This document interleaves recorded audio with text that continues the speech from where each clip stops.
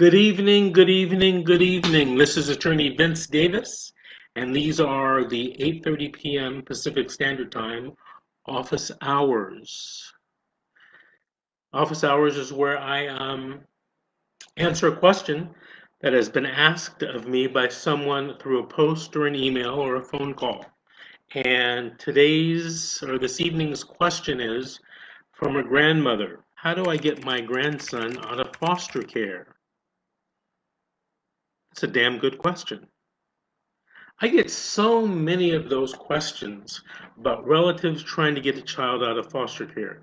It's almost as if, sometimes, that the law doesn't exist.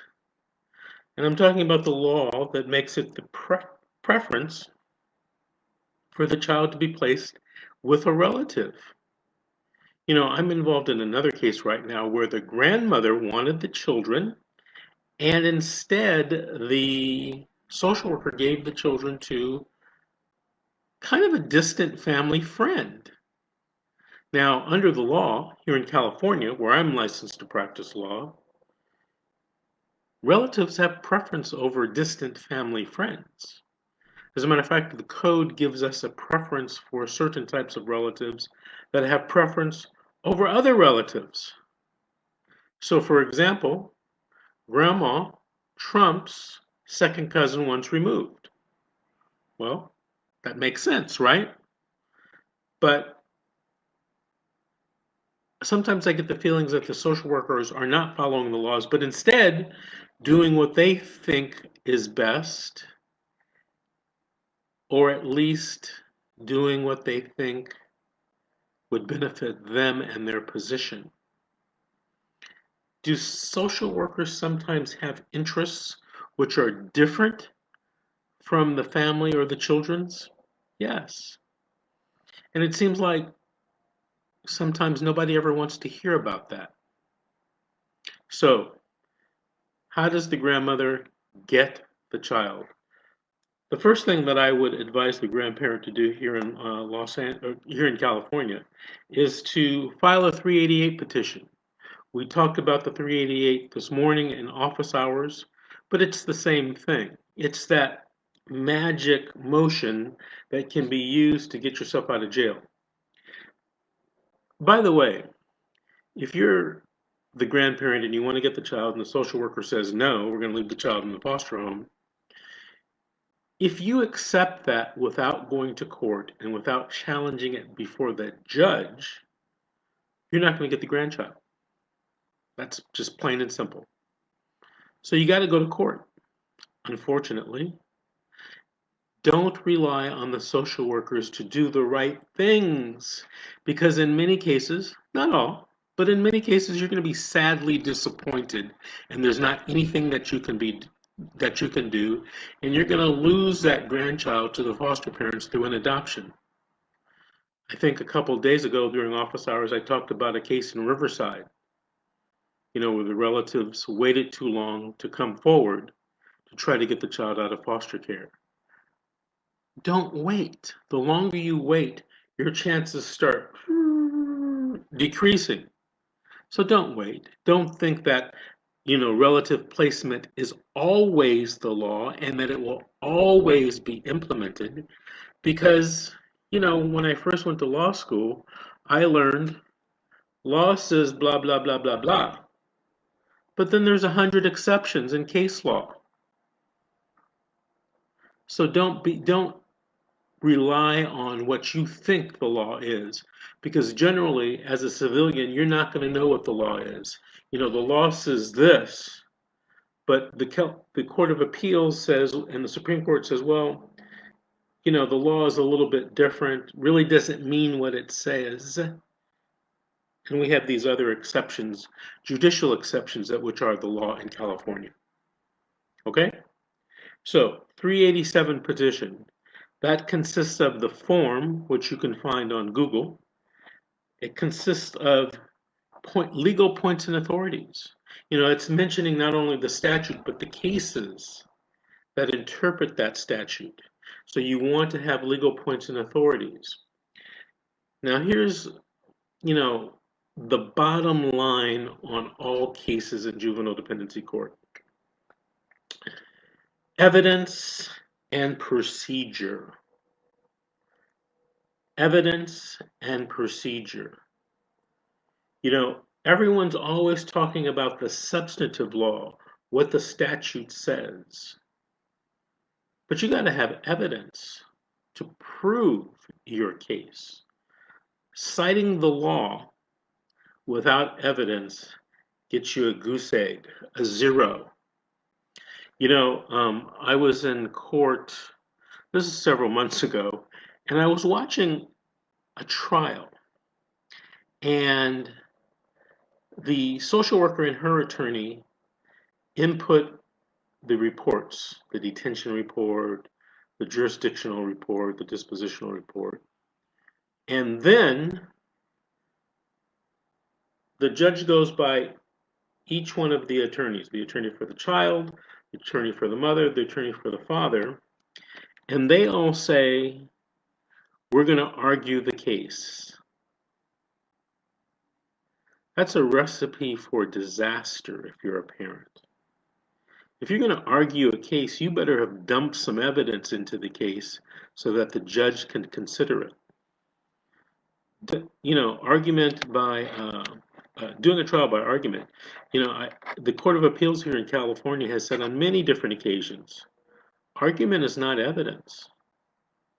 Words that your attorney says, that's not evidence. And if it's not evidence, the court is not supposed to rely on it. So, you know, I chuckle sometimes, but it really hurts me because I think, you know, those parents don't even know what's happening to them. They think they're having a trial, and they're not really having a trial. They're having something that kind of looks like you're having a trial if you're a civilian. So, evidence. In California, there is something called the California Evidence Code. Has many sections, and it tells us what evidence is admissible, what evidence isn't admissible. It tells us the exceptions for things like the hearsay rule, character evidence, and then there's all the case law, the appellate courts and the Supreme Court that interpret those statutes. You know, sometimes, as you learn in law school, the statute, the words don't mean what they say. I know that's hard to accept. The first time I heard that, I thought, you know, what's going on here? What do you mean it doesn't mean what they say? So, you got to know your evidence. And unless you're a lawyer with experience in this area, you know, bad enough you probably don't know the law, but if you did know the law, do you know the evidence, how to get the evidence in that's going to help you, and how to keep the evidence out that's going to hurt you? Probably not, unless you not only went to law school, but you have some experience in these types of cases. You're also going to need, you know, the exhibits, which is part of evidence. And, you know, when I do a 388, I try to include declarations from witnesses. I include certificates of completion in certain classes. I include letters of progress in counseling. Maybe throw in some, you know, character letters. You know, you get a 50-50 shot on the character evidence. So I think, you know, pictures, videos, all that kind of stuff. So when I say file a 388, I don't mean filling out the 4-page form and turning it in. That's not going to get you very much, in my opinion. It's a low probability move. So, you know, at least talk to your attorney to find out if he or she can assist you in doing the 388 petition, because you doing it by yourself is not going to be a good idea. And everybody in California has an attorney that's going to represent them. Either it's going to be a court-appointed attorney or a private attorney that they hire. You know, in the very rare case, I once in a while will see a judge allow a parent to represent themselves.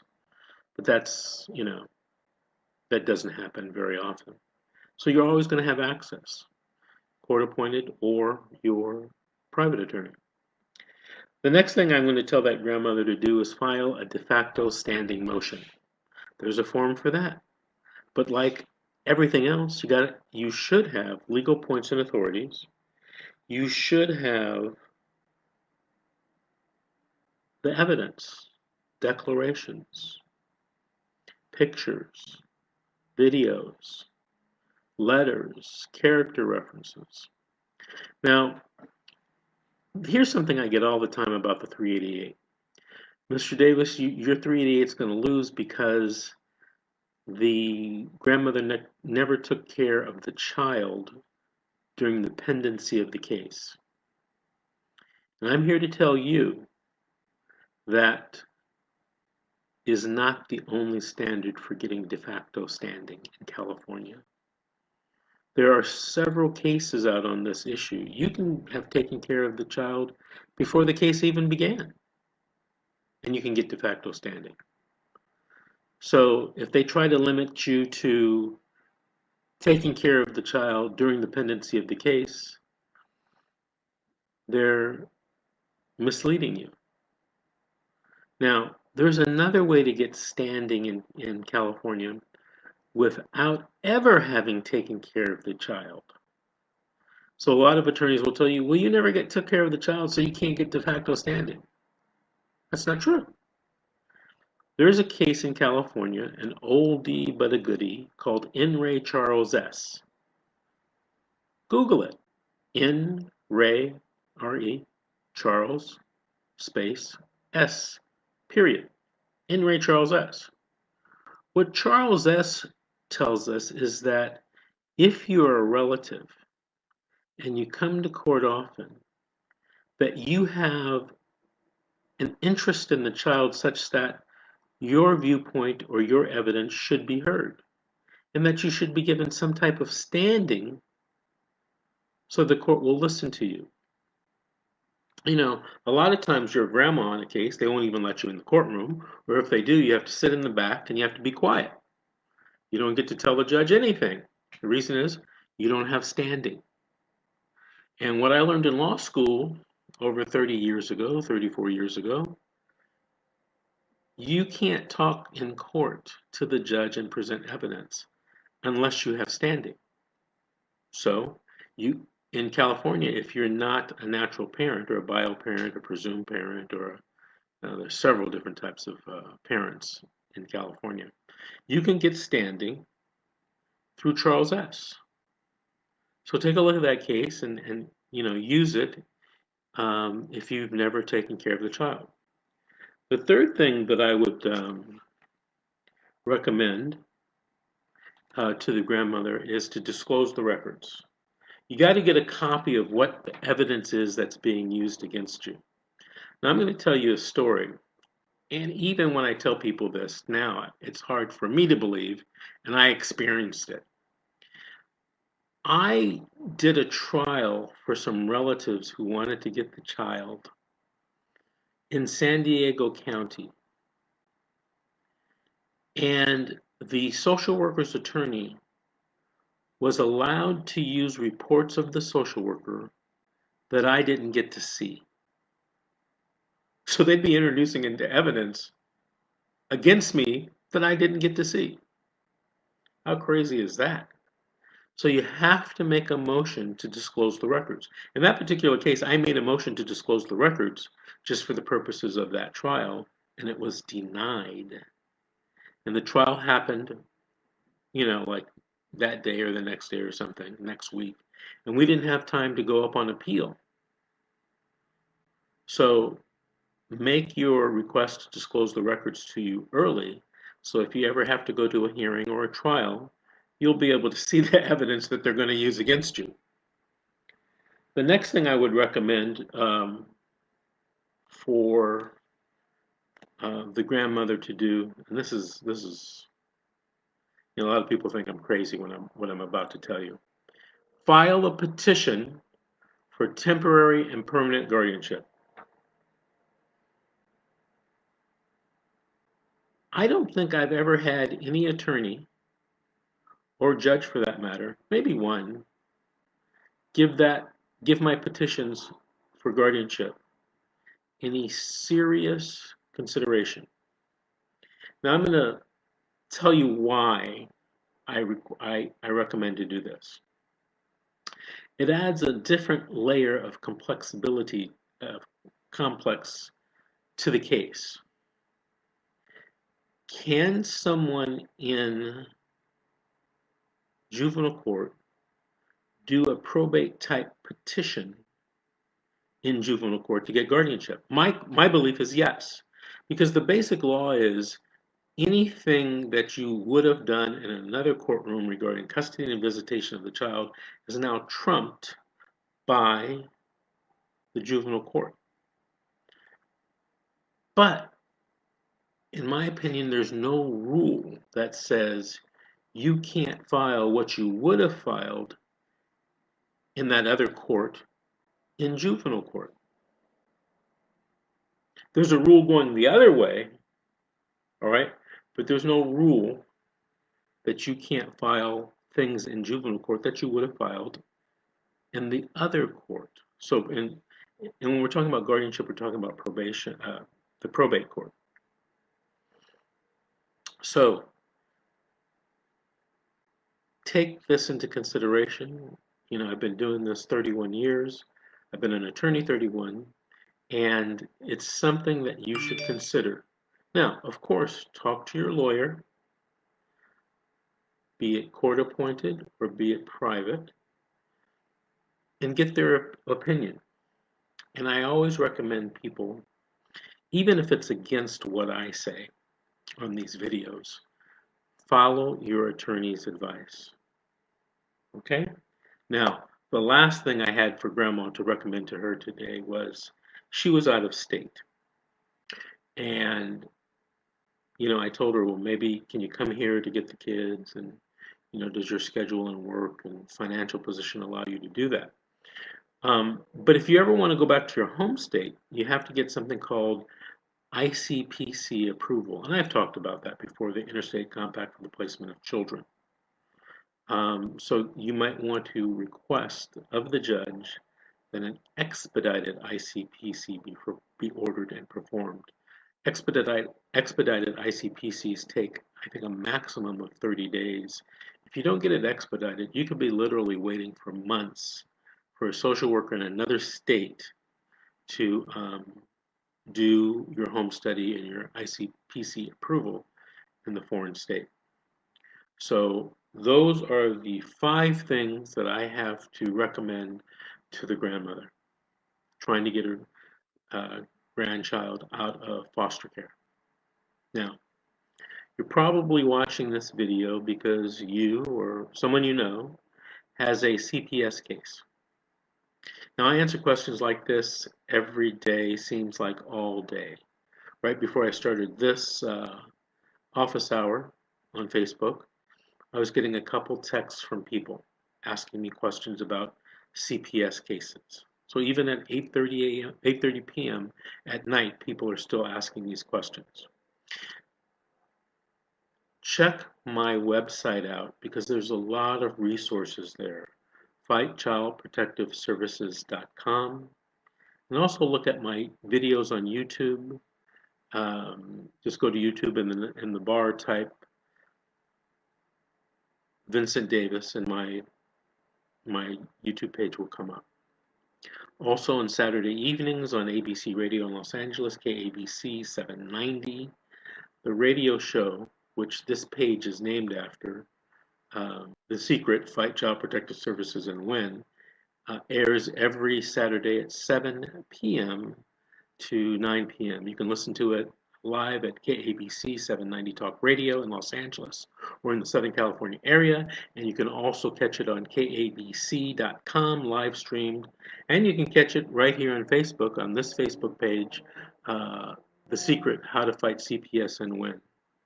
Okay, and also if you want to call me, try to set up a consultation, 888-888-6582, 888-888-6582.